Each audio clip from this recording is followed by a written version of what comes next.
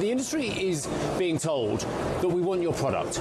We want your product now. We want as much as you can possibly, but actually we don't want your product over the medium term. We actually don't want your product over the long term.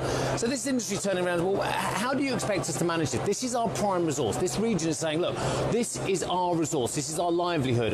You're telling us you want us to produce as much as possible now, but actually over the medium to long term, you don't want the product as well. So there's a lot of conflicting signals coming out from the consumers as well. It reminds me of a meatloaf moment as well, almost. You know, the 2 out of 3 ain't bad. I want you, I need you, but there ain't no way I'm ever going to love you. And I feel that's how the industry must feel over here. More of a meatloaf moment. Yeah, exactly, Steve. And you know, it's so interesting for me because 5 years ago, ADIPEC was basically a pure play oil and gas conference. Now it's the precursor to COP28. So these businesses, this entire industry, under really heavy pressure to decarbonize now and pivot into renewables, sustainable energy solutions. And of course, that's putting pressure on their businesses. We know that operating models are going to have to change over the next few years as that transition eventually takes place. And it's absolutely fascinating to hear some of the commentary from these CEOs and executives that you're going to be speaking to, that I'm going to be speaking to, about how they're feeling about this. Most pretty optimistic about that transition, but it's going to take a lot of money, it's going to take a lot of time, and it's going to take a lot of hard work to get done. And I think they're still pretty far off track. Yeah, and let's face it, the demand, the customers are a fickle beast. 1 minute,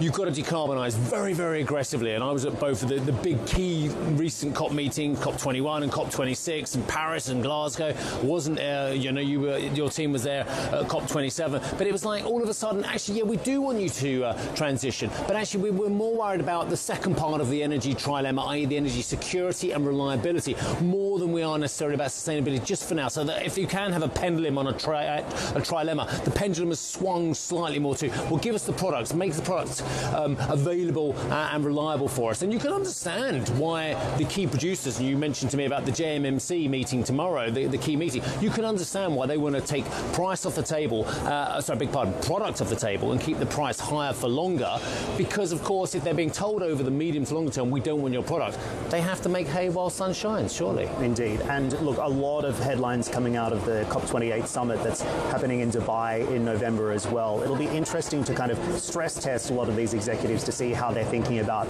that massive climate event taking place in the region. And whether the industry, because we're in the UAE, because Dr. Sultan is the man who's an oil man, let's be brutally honest about it, or an energy man, is going to be leading those negotiations as well. It'll be very interesting whether oil has a more central place or hydrocarbons have a more central place, because quite frankly, my experience of 21 and 26 were that it was on the sidelines and they didn't want that voice.